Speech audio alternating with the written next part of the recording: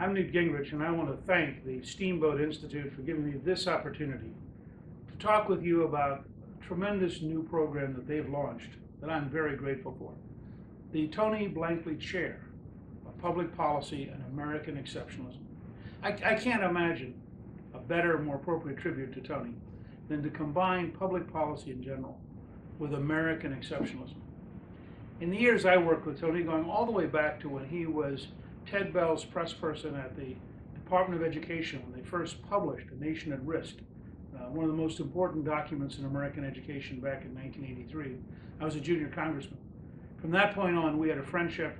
We were committed to the same cause. We worked for and with Ronald Reagan. We believed in American exceptionalism. And I was so fortunate when I became Republican whip to have someone of the caliber of Tony come to work to help me. And then, of course, as Speaker, the first Republican Speaker in 40 years, he became the first Republican Speaker's press secretary in 40 years. And we did a lot of things together. Tony deeply loved Linda and his children. And I have to say, also loved his llamas and had a great farm. And he yearned to be there, but he also loved mixing it up in politics. I think he learned a lot of it from his father. His dad was British and had been Winston Churchill's accountant before he came to Hollywood. So Tony had a remarkable background, learning about Prime Minister Churchill, about Britain's finest hour, learning about Hollywood, and of course, within Hollywood, the rise of Ronald Reagan. I always found Tony to be erudite, stunningly well-informed.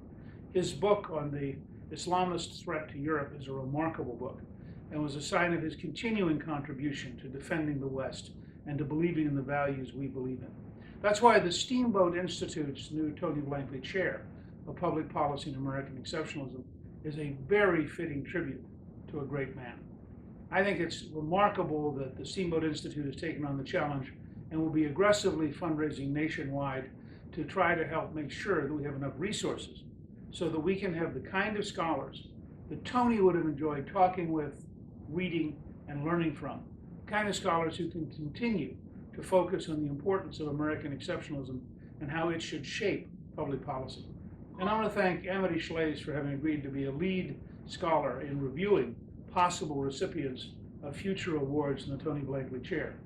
With her help and the help of similar first-rate scholars, I think the Steamboat Institute is going to make a major contribution to conservatism and do something which is a very fitting memorial to a great American. Thank you for being involved.